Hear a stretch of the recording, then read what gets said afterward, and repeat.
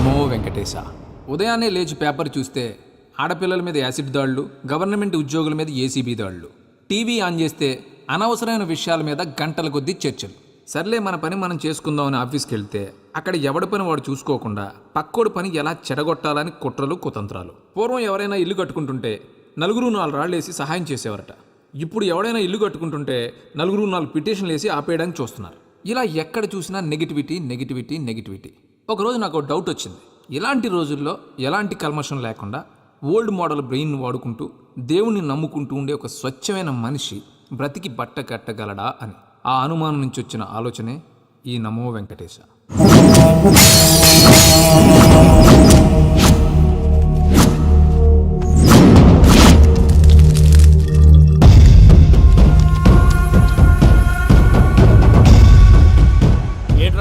లెక్కలు చూడకుండా దిక్కులు చూస్తున్నావేంటి? చూడండి గురుగారు, ఆయిల్ పట్టిన అడవి పందిలా ఉన్నాడు. కోస్తే కర్నూలు మొత్తం సరిపోతాడు. వీడికి ఆ బంగారు బొమ్మ లాంటి పిల్లతో పెళ్ళంట. ఏం కాంబినేషన్ అండి ఇది? కాంబినేషన్స్ మనం ఫిక్స్ చేసుకుంటే సరిపోద్దేంట్రా? ఆ పైవాడు ఫిక్స్ చేయొద్దు. ఏంటి చెప్తారు? అవతల వాళ్ళు పెళ్లికి ఏర్పాట్లు చేసుకుంటుంటే. ఓ అబ్బో, రామాయణంలో రావణాసురుడు కూడా సీతమ్మ వారిని తీసుకెళ్లి ఇంతకంటే బందోబస్తు ఏర్పాట్లు చేశాడు. చివరికి ఏమైంది? రాముడి చేతిలో తుక్కు తుక్కయ్యాడు. ఏవో పురాణాలు చెప్తూ ఉంటారు. సరే, ఈ యాంబియన్స్ కు తగ్గ రిఫరెన్స్ చెప్తాను. ఒక్కడి సినిమా చూసావు కదా? చూశాను. భూమికను పెళ్లి చేసుకోవడానికి ప్రకాష్ రాజు నానా పాపాలు చేశాడు. క్లైమాక్స్ లో ఏమైంది? మహేష్ బాబు చేతిలో బట్టి గరిచాడు. అయితే ఇప్పుడు ఏమంటారు? స్త్రీకి ఇష్టం లేకుండా పురుషుడు పెళ్లి చేసుకోవాలనుకుంటే అది జరగదు. అయితే ఇది జరగదా? అయ్యగారు, పూజమ్మ గారు కనబడట్లేదు అయ్యగారు. జరిగిందా? గురుగారు ఎలా చెప్పగలిగారు? ఫార్ములా రామానుజం. ఒక్క నిమిషం గురుగారు. నాకు తెలిస్తే చంపేస్తాడు. వెతకంటారా, వెళ్ళి వెతకండి. ఆగండి, ముందు నేను చెప్పేది వినండి. మా గురుగారు మామూలుడు కాదు. కళ్ళ ముందు తిరిగే కల్కి భగవాన్, కాలజ్ఞానం తెలిసిన వీరబ్రహ్మం గారు, 6th సెన్స్ ఉన్న సాయిబాబా. ఇలాంటి ఏదో జరుగుతుందని ఆయన ముందే చెప్పారు. పదండి, ఆయన కాళ్ళకి నమస్కారం చేసుకుందాం. రండి బాబు.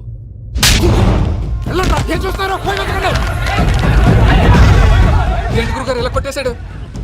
నిజం చేదుగా ఉంటుంది రామానుజం, అందరూ రిసీవ్ చేసుకోలేరు. వీడి చెప్తేనే ఎలా ఉంటే వీడి బాబు చెప్తే ఇంకెలా ఉంటుందో.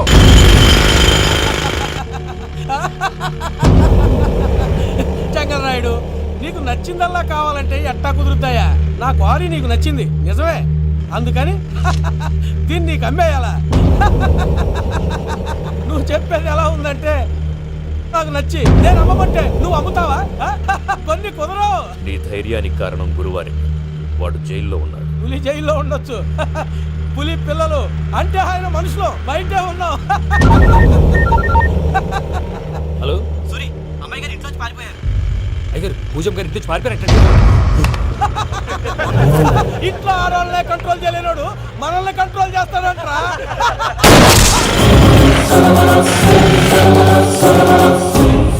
నవ్వుతూ బతకాలరా అంటారు. ఈ నవ్వుతూ చచ్చిపోయాడు.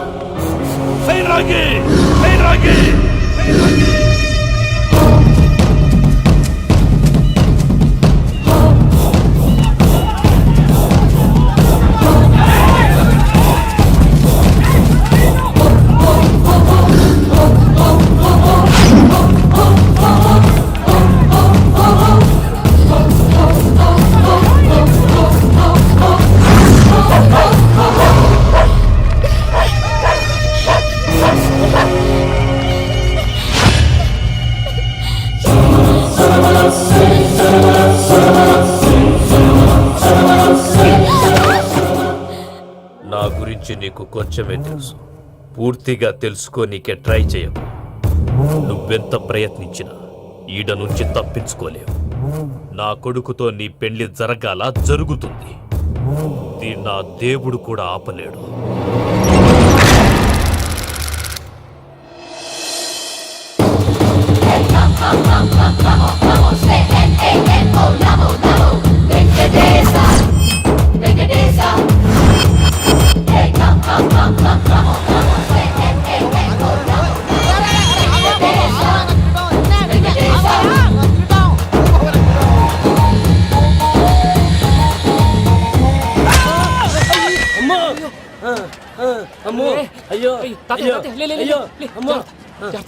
నీకేం కాలేదు కదా? ఒక్క నిమిషం బాబు, నా నడు సెట్ అయిపోయింది బాబు. సెట్ అయిపోయింది, నా నడు సెట్ అయిపోయింది. Thank you Babu, thank you Babu, thank you. ఇదిగో నీ కర్ర. నాకు రేటం పడిపోతా. నా బండి మీద ఉంటే హెల్మెట్ అనుకున్నాను. మరి పారిపోతా. నిన్ను చూసి ఎవరు పారిపోతారా? అదిగో వాళ్ళని చూసి.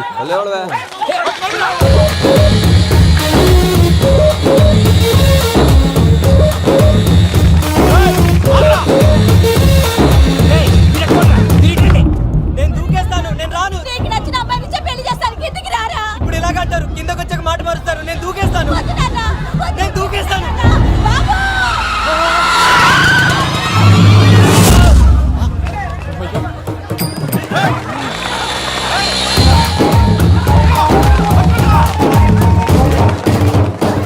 ఆగండి రాబాయ్ ఈడేంద్రా మలేషియా అన్న ఏరియాలో దూరండు. ఏం రా సోడా మా ఎంకర్ నెమ్మడి పడుతుంది. వాడేం చేసిండో ఎరకేనా అన్న? ఈ రోజు మన సోడా సాంబయ్య గారు ఎమ్మెల్యేగా పోటీ చేస్తున్నారంటే అది మనందరికీ గర్వకారణం. సోడా కొట్లో కూర్చున్న ఆయన్ని తీసుకెళ్లి అసెంబ్లీలో కూర్చోబెట్టాల్సిన బాధ్యత మనందరి మీద ఉంది. సారీ సార్ ఎక్కడ రావాడు? అదే నేను చూస్తున్నాను సార్ అదిగో వచ్చేసాడు సార్ టైం అయిపోయింది రాబాయ్ బాబు అరే ఏం భయ అంత లేట్ చేసినావు? మోపెట్ ట్రబుల్ ఇచ్చింది అందుకే లేట్ అయింది. ఇగో చూడు ఊకి అపోజిషన్ తిట్టుడే కాదు నన్ను కూడా ఎలివేట్ చేయాలి అంటే పొగడాలి. మా పనే అది కాకపోతే నాకు రాజకీయాలు తెలియవు. అవును సార్, అందుకే మీరు పాయింట్లన్నీ పేపర్ మీద పెట్టించారనుకో అన్న షూర్ అయిపోతాడు. ఆల్రెడీ మీ అపోజిషన్ లిస్ట్ కూడా మాకు వచ్చింది. అట్టనా? అరే ఇచ్చేయి మన ఫైల్ కూడా ఇచ్చేయి. అలాగే సార్. చల్ షురూ కర్. మీరు అలా కూర్చోండి. అన్న మూర్తి గారి దగ్గర పోయి నీ యూరో ప్రోగ్రామ్ దగ్గర అనుకోని వస్తా. ఇది అయిపోగానే డైరెక్ట్ గా మీటింగ్ వచ్చేసా అన్న. లిస్ట్ యదమ్మతి మరిపో నువ్వు వస్తాను. ఏయ్ వాడు మన పేరు తిన్నప్పుడల్లా మీరు చప్పట్లు కొట్టాలి. గది చూసి కిందున్న మనోళ్ళు ఫాల్ అయిపోతారు. అందరికీ నమస్కారం. ప్రోగ్రామ్ స్టార్ట్ చేసే ముందు ప్రార్థన చేయటం నా అలవాటు. ఎందుకంటే సడన్ గా వర్షం రాకూడదు, కరెంట్ పోకూడదు, కరెంట్ వైర్ల మీద పడి ఎవరు రాలిపోకూడదు. రెడీగా ఉండండి రా. నమో వెంకటేశ. వెంకటేశ్వర స్వామిని తెలుసుకున్నానని మిగతా దేవుళ్ళు తక్కువ చేయడం నా ఉద్దేశం కాదు. ఎవరు గొప్పతనం వాళ్ళది. ఉదాహరణకి రెడీగా ఉండండి రా. వినాయకుడు, ఆయన ఏం తక్కువ తిన్నాడా? ఆ దేవుళ్ళ మీటింగ్ గురించి ఆపేసి మా మీటింగ్ సంగతి చూడు. ఆ, సమయాభావం వల్ల అందరి దేవుళ్ళు కవర్ చేయలేకపోతున్నాను. ఇప్పుడు మీ అందరికి ఒక ముఖ్యమైన వ్యక్తిని పరిచయం చేయబోతున్నాను. రెడీగా ఉండండి రా. చిట్టి బాబు. చూడ్డానికి పొట్టిగా ఉన్న చాలా గట్టివాడు. వీడు ఇప్పుడు ఒక వ్యక్తి గురించి కొన్ని నిజాలు చెప్పబోతున్నాడు. ఆ వ్యక్తి ఎవరో కాదు, రెడీగా ఉండండి రా. Is none other than soda Sambaiah. 5వ తారీఖు అంటే అది. అయ్యో బాబాయ్ ఫైల్ మారిపోయింది. భయ్య పరిస్థితి ఏంటో తిప్పు తిప్పు. చిట్టి బాబు, మన సోడా సాంబయ్య గురించి కొంచెం చెప్పు. ఆయన చాలా కింద నుంచి పైకెట్టాడు. చిన్నప్పుడు స్కూల్లో పక్కోడి బలిపాలు పెన్సిల్ దొబ్బేసేవాడు. అంటే శ్రీకృష్ణుడు టైప్ అనమాట.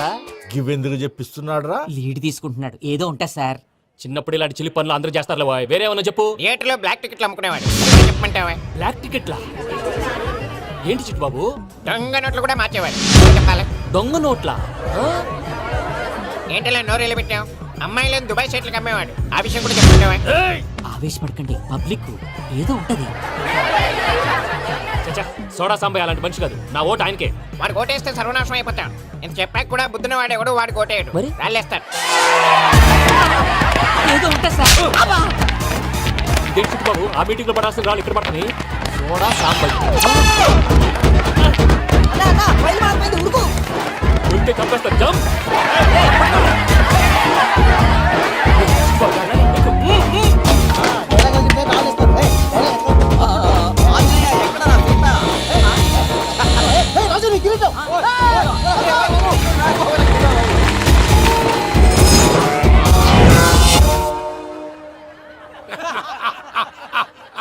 టోటల్ గా సోడా గ్యాస్ తీసేసిండు అన్నమాట. అరే ఇజ్జత్ పోయి మేము ఏడుస్తా ఉంటే గట్లా నవ్వుతారేమరా?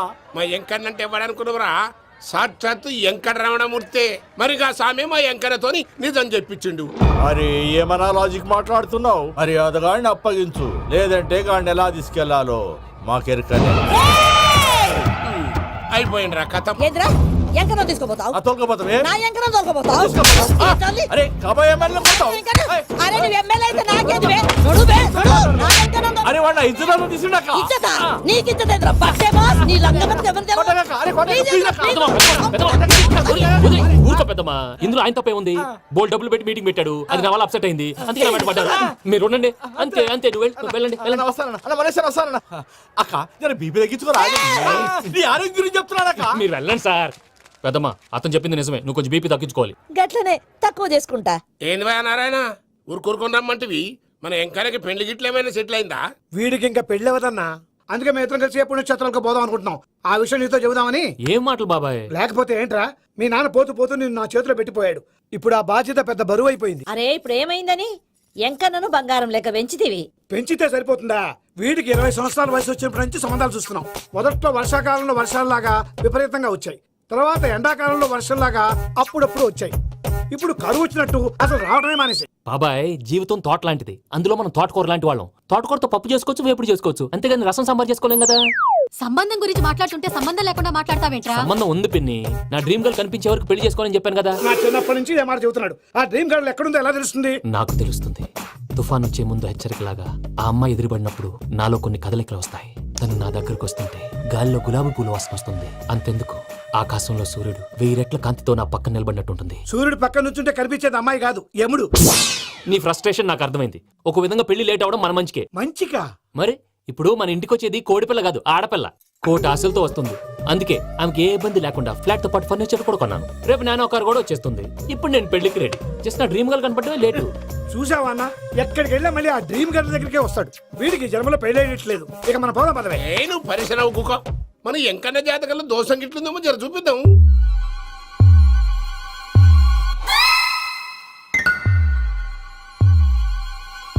ఏంద్రా పంతులు, గంట సంధి అద్దం పెట్టి ఓ చూస్తాంటివి. చూడటం లేదు మల్లేష్, వెతుకుతున్నాను. బాబు చెప్పిన డేట్ ఆఫ్ బర్త్ కి జాతకానికి ఎక్కడ మ్యాచ్ కావట్లేదు. అర్థమైంది. డేట్ ఆఫ్ బర్త్ ఏం చెప్పావురా? December 13th. ఏ సంవత్సరం? ప్రతి సంవత్సరం. ఏదో తెలివితేటలు చూపించకండి. ఎందుకండి తక్రారు? 1985 అని ఇక్కడ మెన్షన్ చేశాడు. బాబు ఏంటి అలా కొట్టుకుంటున్నాడు? అబద్ధం చెప్పినప్పుడు అలా కొట్టుకుంటాడండి. నిజం చెప్తే నేను ఎవరైనా కొడతారా? Why are you wasting my time? అసలు విషయం నేను చెప్తాను పంతులు గారు. మీరు ఆగండి, నేను చెప్తాను. ఏంటి అప్పుడు పుట్టావా? అప్పుడు పుట్టకూడదండి. ఎప్పుడైనా పుట్టొచ్చు. ఈ డేట్ అయినా కరెక్టేనా? నేను అబద్ధం ఎప్పుడు ఒకసారి చెప్తాను. ఓహో, అదొకటి ఉందన్నమాట. ఎప్పుడు సెట్ అయింది? అయితే నా డ్రీమ్ గర్ల్ తో మ్యాచ్ సెట్ అయిపోద్దా? గ్రహాలన్నీ ధర్నా చేసినట్టు ఒకే రూమ్ లో ఉండిపోయినాయి. క్లమ్జీగా ఉంది. పోనీ డేట్ ఇంకోసారి చెప్పంటారా? నో నీడ్ మా. అయితే పెళ్ళప్పుడు చెప్పండి. పోలవరం ప్రాజెక్ట్ లాగా నీ జాతకంలో కూడా క్లారిటీ లేదు రాజా. పలాసా గారు, మీకు చూడటం రాదని చెప్పండి. అంతేగాని మిడిమిడి జ్ఞానంతో జాతకం చెప్పి ఓ పసివాడి జీవితంతో ఆడుకోవద్దు. బాబుకి ఆవేశం ఎక్కువ. పసివాడు అని పెద్ద పెద్ద పదాలు వాడుతున్నాడు. నన్నే శంకిస్తున్నాడు మల్లేష్. ఏలే, జర పరిశ్రమలో ఉండి అట్లా మాట్లాడతాండు. నువ్వే మంచి మనసు చేసుకుని ఇష్టం ఎందుకు చెప్పరాదు? దాన్నే ఉందిలేరా మళ్ళీ. బాబుకు త్వరలో విదేశీయానం ఉంది. ఇది కరెక్ట్ గా చెప్పారు. నీకు దైవభక్తి కూడా ఎక్కువ. ఇది కరెక్టే. ఇవన్నీ ఎంత కరెక్టో నీ పెళ్లిలో ఉన్న సస్పెన్స్ కూడా అంతే కరెక్ట్. మరి సస్పెన్స్ క్లియర్ అవడానికి ఏం చేయాలి? ఈ టైప్ సిచ్యువేషన్స్ లోనే నేను గవ్వలు నమ్ముతాను. నేను మిమ్మల్ని నమ్ముకున్నాను. ఈ గవ్వలు నేను బాగా కలిపి వేస్తాను. అన్ని బోర్లా పడితే నీ పెళ్లి అవుతుంది. తిరగబడితే నీ పెళ్లి అవదు.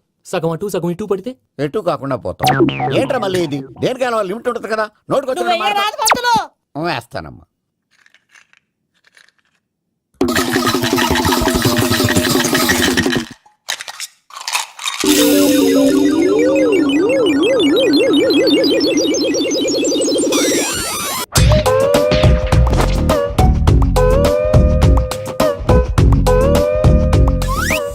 పోదకూడదు బాబు. జాతకం మనం రాయకూడదు. ఉన్నది చదువుకోవాలి. దీని అర్థమైంది పంతులు గారు. మీవాడు కూడా ఈ గవ్వలాగే ఒంటరిగా మిగిలిపోవచ్చు. అలాంటి మాటలు అనొద్దు పంతులు గారు. ఇంకోసారి ట్రై చేయండి. తప్పు బాబు. సృష్టికి విరుద్ధంగా ఏ పని చేయకూడదు. అది కాదు, ఇంతకు మీరు సరిగ్గా కలపలేదు. ఏం పెద్దమ్మా? పిల్లగాడు చెప్తున్నాడు కదా, ఇంకో పాలంటే ఏ రాదయ్యా? ఆవేశపడకండమ్మా, అలాగే వేద్దాం. ఏముంది ఇందులో? ఒకసారి కాపాడుతు లేస్తున్నాడు.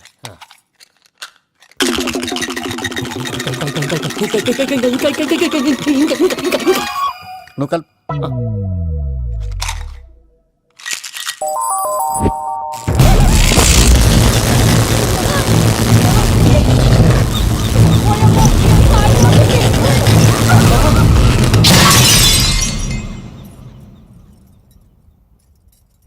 చూసావా, ప్రకృతి విరుద్ధమైన పనులు చేస్తే ఎలాంటి ఫలితాలు వస్తాయో. దానికి దీనికి సంబంధం ఏంటండి?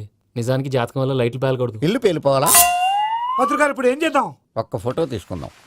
నువ్వు కూర్చోమ్మా, గవ్వ కాంబినేషన్ కావాలి. ఎందుకండి? గవ్వ నిలబడడం ఎవరైనా చూసావా? పాలపంత వచ్చినప్పుడు వింత అనుకున్నాం. ఇది అంతకంటే పెద్ద వింత. ఫోటో జంక్ చేసే ఇంక నువ్వు లేవచ్చు రమణ. త్వరలోనే ప్రపంచం అంతమైపోతుందని టీవీ 9లో చెప్తే నమ్మలేదు. ఈ పరిణామాలన్నీ చూస్తుంటే నమ్మాల్సి వస్తుంది వెంకటరమణ. ఈ జాతకుడికి పెళ్ళంటూ జరిగితే ఒక నెలలో జరిగిపోవాలి. లేకపోతే జీవితంలో పెళ్లి యోగం లేదు. ఇంకోటి ఉందమ్మా, త్వరలో నీకు రాహుగ్రహ ప్రభావితుడైన ఒక కేతువుగాడు పరిచయం అవుతాడు. దాంతో నీ జీవితంలో పెనుమార్పు సంభవిస్తుంది.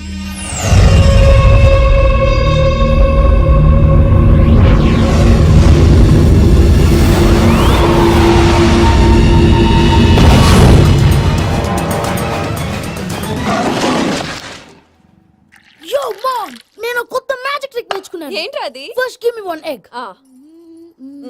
Yeah, drop it here. Now what? Magic magic అబ్రాకడబ్రా అబ్రాకడబ్రా. రెండు వచ్చినాయిరా భలే ఉందిరా మీ పప్ప కూడా చూపించరా ఎంజాయ్ చేస్తారు ఓ మామ్ ఆర్ట్ పెళ్లి తెలియని వాళ్ళకి చూపించినా కూడా